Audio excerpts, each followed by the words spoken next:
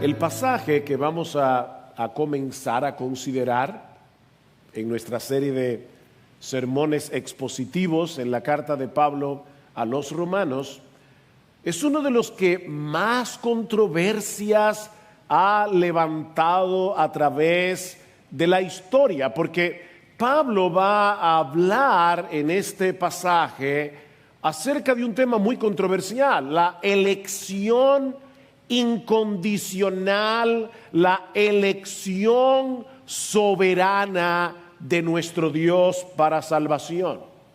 Ahora, yo debo aclarar que todos los creyentes creen que hay una elección, y lo creen porque la Biblia lo enseña.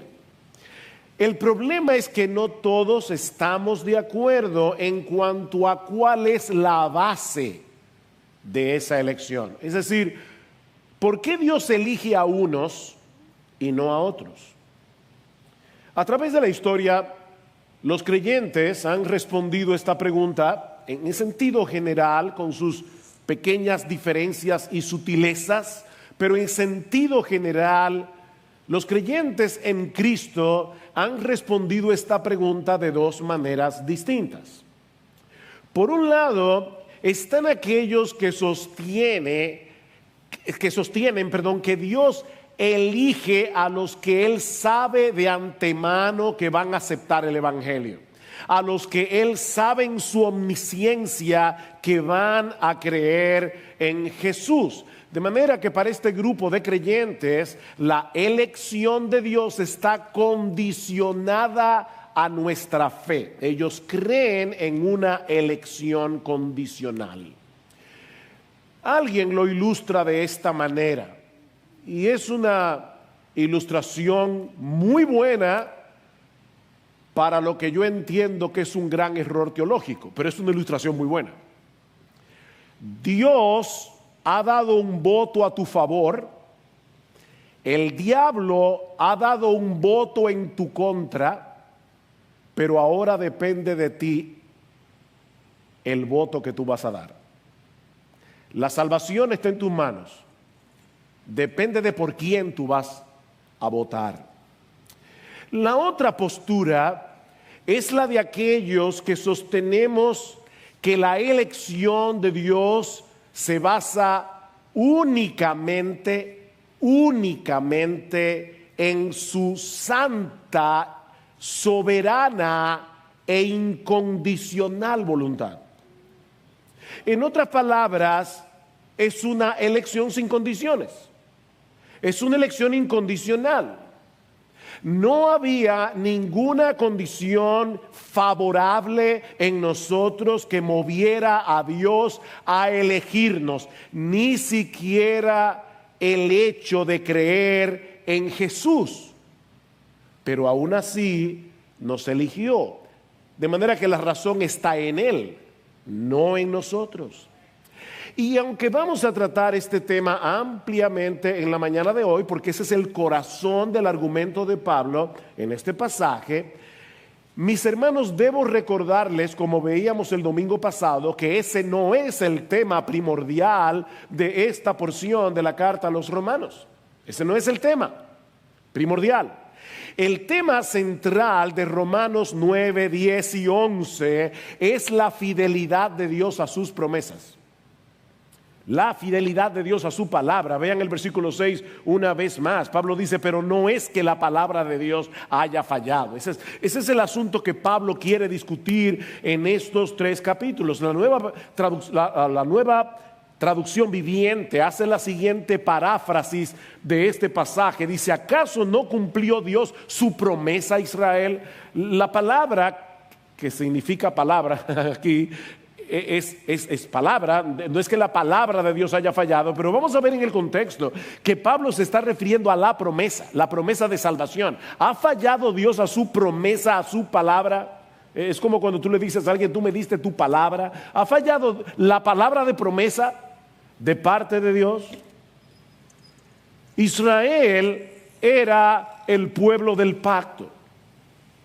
a quienes Dios había prometido salvación por medio del Mesías, un Mesías que vino precisamente de Israel, de la descendencia de Israel. ¿Cómo explicar entonces que ese Mesías haya venido y la mayoría de los judíos lo hayan rechazado? ¿Cómo es que tantos israelitas se encuentran separados de Cristo, como dice Pablo en Romanos 9:3, bajo la maldición de Dios? ¿Será que Dios no pudo cumplir la promesa que le hizo a Israel? Y si es así, ¿cómo podemos nosotros estar seguros de que Él va a cumplir lo que le ha prometido a los creyentes del nuevo pacto? ¿Podemos nosotros los cristianos confiar en la fidelidad de Dios a su palabra?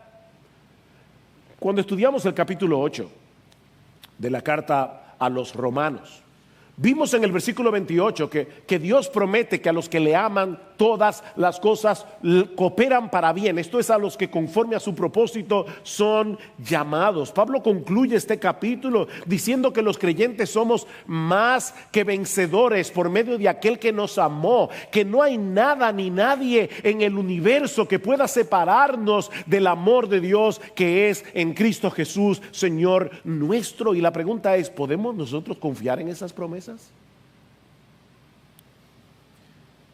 Y Pablo, a lo largo de estos 3 capítulos, va a responder con un rotundo por supuesto que sí. Por supuesto que sí. Porque Dios no ha fracasado y nunca fracasará. Pero debemos entender que no todos los israelitas, que no todos los descendientes físicos de Abraham forman parte del verdadero Israel al que fueron hechas esas promesas. Ese es el punto aquí. Vean una vez más el versículo 6. Pero no es que la palabra de Dios haya fallado, porque no todos los descendientes de Israel son Israel, ni son todos hijos por ser descendientes de Abraham, sino que se le dijo: por Isaac será llamada tu descendencia. El Israel nacional, el Israel natural, está compuesto por todos los descendientes de Jacob, el nieto de Abraham, a quien Dios le puso el sobrenombre de Israel. Pero Pablo va a demostrar por medio de las Escrituras que desde el principio de la historia de la redención, Dios hizo una diferencia dentro de los mismos descendientes de Israel.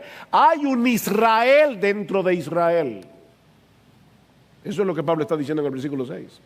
O si quieren ponerlo de otro modo, existe un Israel natural y existe un Israel espiritual. Al natural pertenecen todos los que tienen el ADN de Abraham. Al espiritual pertenecen todos aquellos que tienen, por decirlo de alguna manera, el ADN de Dios. El ADN de Dios. Aquellos que fueron escogidos gratuitamente por gracia, sin condición alguna, para venir a formar parte del verdadero Israel. De manera, mis hermanos, que la doctrina de la elección incondicional se encuentra en este pasaje, pero solo como un argumento para probar que la promesa de Dios no ha fracasado. ¿Ven el punto? Es un argumento que Pablo está dando aquí.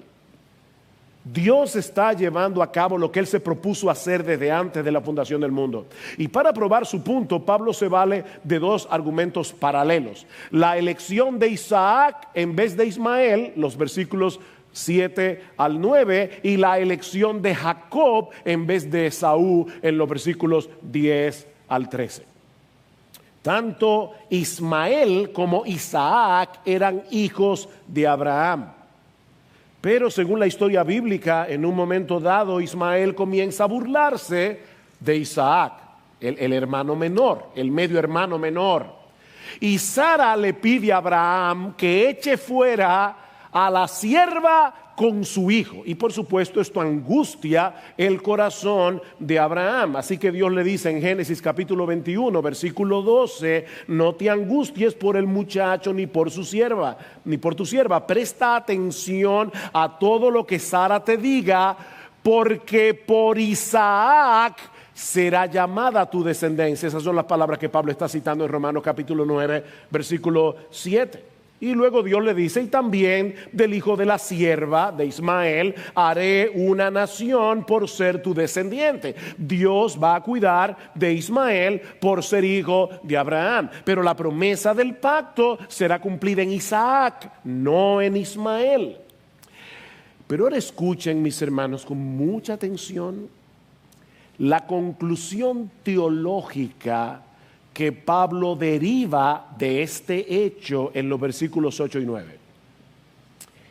Esto es, no son los hijos de la carne los que son hijos de Dios, sino que los hijos de la promesa son considerados como descendientes. Ven, ya Pablo no está hablando solo de Isaac, hijos de Dios, descendientes. Versículo 9, porque esta es una palabra de promesa, por este tiempo volveré y Sara tendrá un hijo. Dios se le apareció a Abraham en Génesis capítulo 18, versículo 12, y le dice, ¿sabes qué? Dentro de un año Sara va a estar embarazada. Una promesa divina. Dentro de un año Sara va a salir embarazada. Lo que Pablo está diciendo aquí, mis hermanos, es extremadamente importante y muy glorioso. Muy glorioso. Ismael e Isaac representan dos descendencias distintas. Eso es lo que Pablo está diciendo. Los hijos de la carne y los hijos de la promesa, que son los hijos de Dios. Ahora, ¿qué significa eso de hijos de la carne, hijos de la promesa? Recuerden, mis hermanos, la historia de estos dos muchachos. Dios le había prometido a Abraham que le daría un descendiente por medio del cual serían benditas todas las familias de la tierra. Abraham tenía nada más y nada menos que 75 añitos cuando Dios le hizo la promesa, y Sara 65, y para colmo era estéril. Pero Abraham le creyó a Dios.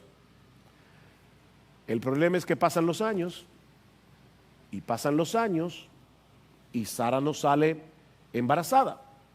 Así que a Abraham y a Sara se les ocurre una idea genial: tomar en sus manos el control de la promesa.